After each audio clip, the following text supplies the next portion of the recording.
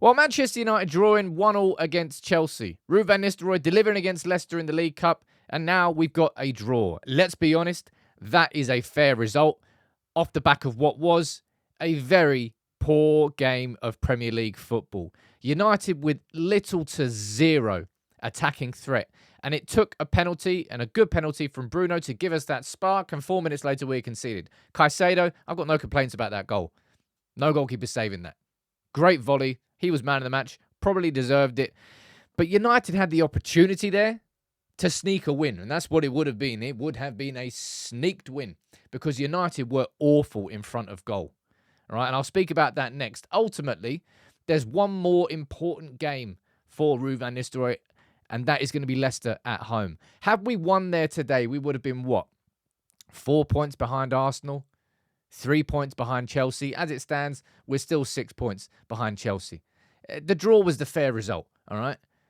But can we just speak about our lack of quality in front of goal? I would say that's, from an initial standpoint, that's what Amorim has to somehow transform very, very quickly. What we were doing today was kind of atypical of United. We were looking for the direct threat. It was looking for the balls to Garnacho or Rashford, or the ball up to Højlund, hoping that he can hold it down, push Colwill off, lay it off to Rashford or Garnacho and spin and try and run to the edge of the box. Garnacho there today, that chance right at the end. And then Bruno, spooning it over the bar. Can I just quickly say here, what's Gary Neville doing leading the charge against Martinez? On the replay, you can see that there was a bit of contact on the knee, but it went mainly down to his foot. It's the sort of thing you'd expect Graham Souness to say. Not Gary Neville. Weird. Anyway, Garnacho, Rashford, Højlund, and Xerxes. Jeez, I'll speak about him next. Xerxes really is struggling, man. But what an utter lack of threat United had. Højlund was really tight to his man. Few times he won the ball, held it up well, got some fouls. But did he have a touch in the box in the first half? I don't think he did. Did he have? Of course, he had a touch in the box in the second half because he won the penalty. But United, because we are playing that direct way, okay? Ruben van Nistelrooy is coming straight away, and we've effectively dropped the front press, which I think is a correct thing to do, by doing that, remaining more compact. And then what we're clearly set up to do is look from balls from deep, over the top. But when that doesn't happen, we're not playing any technical football at all. Ooh-wee. That was bad. I'm surprised Ahmad didn't come on earlier, because that's what that game was, largely. Just an utter lack of quality attacking display. Chelsea probably were better going forward than we were, but I mean, it's not particularly by much. That's not going to be first game on Match of the Day by any stretch of the imagination. Ahmad, I think, probably should have come on earlier. I think, if I'm being honest, I said it was like a bang-on start 11 before the game, but I had Ahmad in my predicted 11, and I think I stand by that point. Ahmad would have offered a different technical approach to building attacks rather than the balls in behind, which clearly weren't working. Can I just quickly say, like, as much as that was a very frustrating attacking display in that game, probably Mazraoui's best game in a United shirt. It goes to show you there is value in the market. You don't have to spend 50, 60, 70 million to sign a player who can make a difference to your team. And that was a left back, by the way. Mazraoui was excellent today.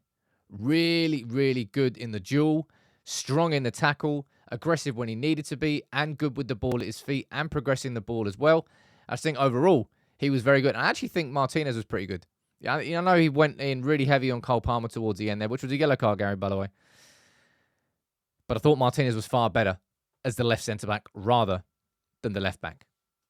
But I'm going to come back to it again because Amorim's going to have a list of problems to fix at Manchester United, all right? Look where we are in the league. That's going to be the main one you go to. We're 13th in the league currently. Make sure United are 13th, Amorim. You've got to get us into that top four. But creating the patterns, that's the thing that never really truly existed under Erik ten Hag. And it's something that certainly didn't exist in that game there. We weren't able to progress the ball through the centre. Bruno Fernandes, I always say this, if Bruno Fernandes has a good game, Manchester United play well.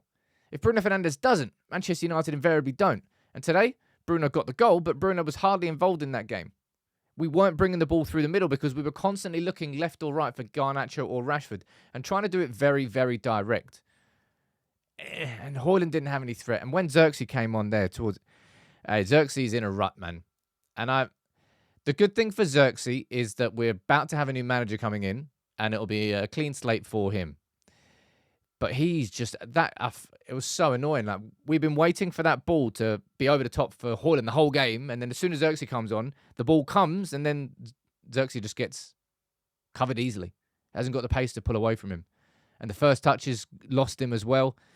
He's very much a youngster who has come to United, and even the early goal in his first game against Fulham didn't give him that spark that he needed to settle. He's not settled. Very unsettled. And Ruben Amorim, being a Dutch striker, is probably going to be trying to take him under his wing to help him, but he's not particularly helping himself with his performances. Overall, I'm not happy that was a draw. I think it's a very fair reflection of what that game was. Garbage, really. Defensively, defensively is where you're going to pick out United's best player. But going forward, there was just such an utter lack of threat. Now, of course, Ruud has solidified up the midfield a bit by dropping the front press, by playing Ugarte alongside Casemiro, and that's definitely helped United. But it's that delicate balance that you have to find as a manager, because now we've gone a little bit inwards on ourselves, and the only thing we're relying on are those balls over the top or in behind to try and exploit the space on very quick, direct, sometimes transitional football. And that's not really sustainable. That's not where the attacks get built from. And that's ultimately where Amorim's got to make the difference straight away. Garnacho, he just wasn't a threat in the same way that he has been. He's been pretty much our biggest threat all season long. It was unlucky there with that chance towards the end, to be fair. Rashford had that chance in the first half. Scholes said that he should be doing better, but I thought it was a bit harsh. It's a ball over the top from Bruno, first time side foot volley from Rashford and hits the bar. It's just, that game didn't really inspire anything. And he didn't need to, right? These are Ruud's only 4 games as United boss. It's just about results. And with 20 minutes to go, we got the penalty. And all we needed to do was keep a clean sheet for the next 20 minutes. And 4 minutes later, we conceded. It wasn't like United before where their heads go and the heads switch off and all of a sudden we concede a crap goal. No one's stopping that from Caicedo. But now we've got Leicester. All right, one more game. Are Chelsea playing Arsenal next weekend? I think they are. Yeah, Chelsea are playing Arsenal. Nottingham Forest are playing Newcastle. City are playing Brighton. And Liverpool are playing Villa. Kind of the whole top of the table is all playing each other. And we've got Leicester. If Ruud can finish on a win there, I think drawing against Chelsea and 3 points against Leicester, that's a really good handoff for Amorim. But Amorim has got to sort this lack of attacking threat. And no doubt, if we do switch to the system of 3-4-3 with wing-backs, we should be creating far more because, wow, that was a total lack of attacking quality. That's how I would describe that game.